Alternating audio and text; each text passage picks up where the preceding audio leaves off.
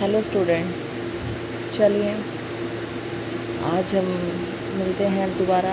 11th का topic है set, जिसमें हमने सिर्फ बात की थी कि सेट होता क्या है और कौन सी कलेक्शन हमारी सेट होती है और कौन सी कलेक्शन सेट नहीं होती। लेकिन आज हम स्टार्ट कर रहे हैं आगे, उसी को आगे कंटिन्यू करते हैं कि सेट हमने किया था कि हमें कौन सी स्टेटमेंट आपकी सेट है, कौन सी कलेक्शन आपकी सेट है और कौन सी कलेक्शन सेट नहीं है।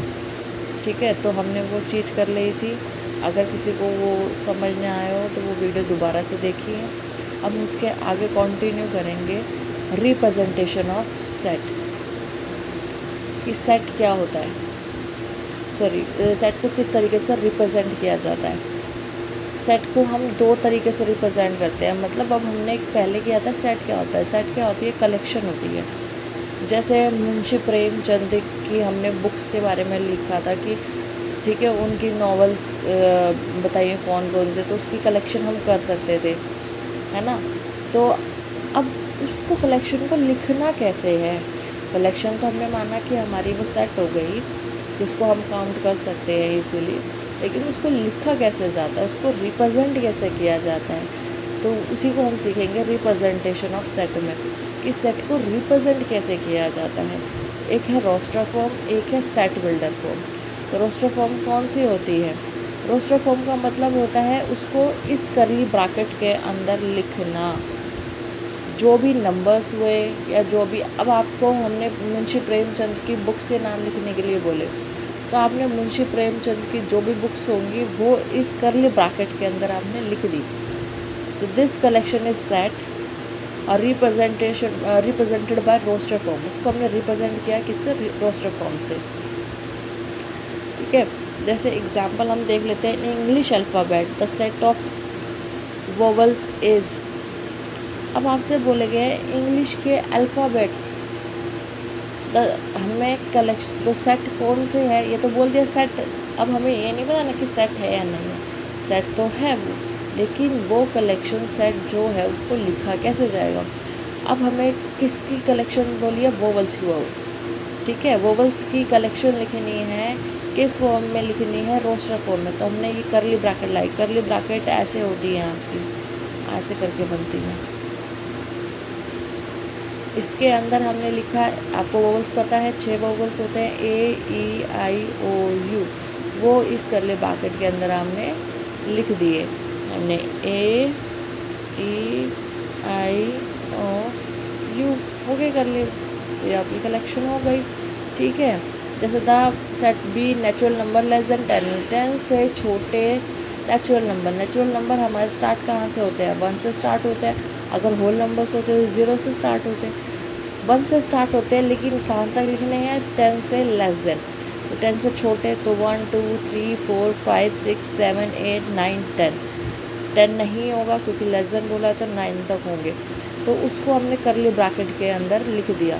ठीक है, तो करली ब्रैकेट, तो ये आपकी क्या हो गई, हमारी रोस्टर फॉर्म हो गई। अब लिखेंगे set builder form. Set builder form में हमें किस तरीके से लिखना होता है, ये फॉर्म बना दी जाती है कलेक्शन। जैसे हमने लिख दिया ए नंबर डिविजिबल बाय 2। ठीक है, अब ऐसे नंबर जो 2 के डिविजिबल हैं एंड लेस देन बाय 10 हो, ऐसे नंबर जो 2 से डिवाइड भी होते हो और 10 से छोटे हो, ऐसी कलेक्शन लिखो। तो उसको हम किस तरीके से लिखेंगे, हम वो नंबर्स नहीं लिखेंगे, उसकी एक फॉर्म लिखी जाएगी। वो फॉर्म किस तरीके से लिखी जाएगी, जैसे हमने इसमें देखते हैं, in this form we use a letter x to represent. इसमें लेटर एक्स रिप्रेजेंट किया जाएगा। जैसे हमने बोलेंगे ना ए नंबर, तो वो नंबर एक्स से रिप्रेजेंट किया जाएगा। Right specific properties by P x satisfy by element of the set and set is represented as the ये एक्स। ठीक है, डिवाइड्स 2 लिखो, या ये आपका साइन होगा पी एक्स, इस फॉर्म में आपको लिखना होगा। फॉर एग्जाम्पल, जैसे in the form will be expressed by the. अब हमने लिखा x is a vowel, x क्या आपका वोवल है, such that x is a natural number less than 10। इस तरीके से इन दोनों की हमें कलेक्शन लिखनी होगी। ठीक है, हमने एक्स कोई नेचुरल नंबर है जो लेस देन 10 होगा, ठीक है। हमने ये फॉर्म जो हमने लिखी स्टेटमेंट की फॉर्म में, जो स्टेटमेंट फॉर्म है, ये स्टेटमेंट फॉर्म आपकी सेट बिल्डर फॉर्म है। और जो न्यूमेरिकल है या कोई भी आपने डायरेक्ट वैल्यूज़ लिख दी, वो आपकी रोस्टर फॉर्म है। लिखना इनको करली ब्रैकेट्स में है। ओके, क्लियर है। ऐसे जैसे x is a natural number less then 3, अब 3 से लेस देन नंबर लिखने हैं तो 1 और 2, और नेचुरल नंबर होने चाहिए 1 और 2 हो गए। ये अगर 1 और 2 को लिखते हो तो वो आपकी रोस्टर फॉर्म होगी। अगर आप इसको स्टेटमेंट की फॉर्म में लिखते हो तो आपकी सेट बिल्डर फॉर्म होगी। ओके, क्लियर है। इनमें सेट्स ऑफ नंबर देखें, आपके सेट नेचुरल नंबर्स होते हैं जिसको हम n से डिनोट करते हैं। जहाँ पे भी n लिखा हो वो आपके नेचुरल नंबर होंगे।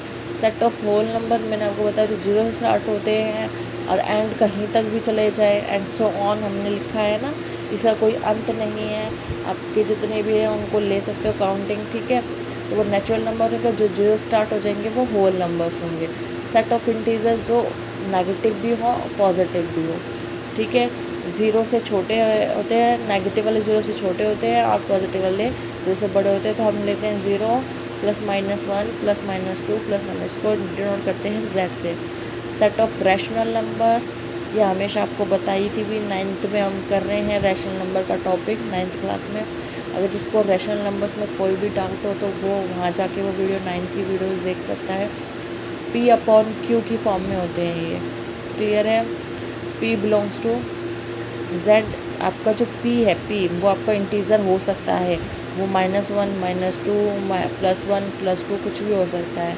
Q आपका कभी भी 0 नहीं हो सकता है। ये कंडीशन थोड़ी सी याद करने वाली है, ये आप याद कर सकते हैं। ये P/Q की फॉर्म में होती हैं। P आपका कुछ भी हो सकता है लेकिन Q = 0 नहीं हो सकता।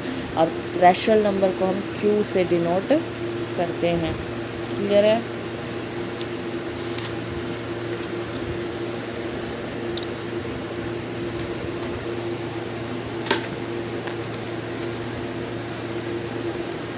अब है आपके पास set of irrational number. Rational number हमने कर लिए, ये है इरेशनल नंबर्स, ठीक है। इसको R से डिनोट किया जाता है, ठीक है।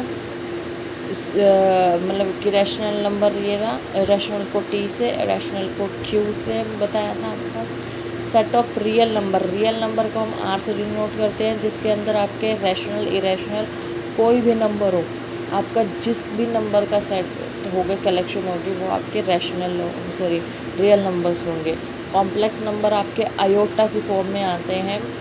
जो अभी 11th क्लास में स्टूडेंट्स आए हैं उनको अभी आयोटा का मतलब नहीं पता है, तो एक कॉम्प्लेक्स नंबर का चैप्टर आएगा, आप उसमें सीखेंगे आयोटा क्या होता है।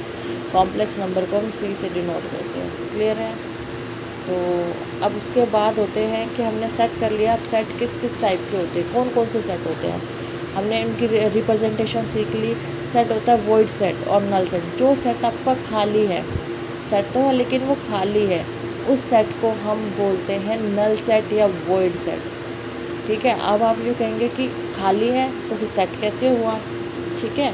तो हम एग्जांपल लेते हैं, जैसे हमने बोला है x belongs to z। z का मतलब मैंने बताया था आपका इंटीजर्स होता है। अब इंटीजर्स में हमें कौन सी फॉर्म में लिखा हुआ है, कौन सी रिप्रेजेंटेशन है, ये सेट बिल्डर फॉर्म है हमारी, ठीक है। इसको अगर रोस्टर फॉर्म में लिखेंगे तो वो 5 आएगा, ठीक है। तो इट मीन्स ये हमारा नल सेट है, 5 आने ही तो ही हमारा नल सेट हो जाता है। x बिलोंग्स टू z मतलब इंटीजर 2 और 3 के बीच में बिलोंग करता है। तो 2 और 3 के बीच में तो कोई भी नंबर नहीं है। अगर रैशनल नंबर बोला जाता तो हम निकाल भी लेते, यहाँ रैशनल नंबर नहीं है, इंटीजर है तो कोई भी इंटीजर नहीं आता 2 और 3 के बीच में, तो इट मीन्स 5।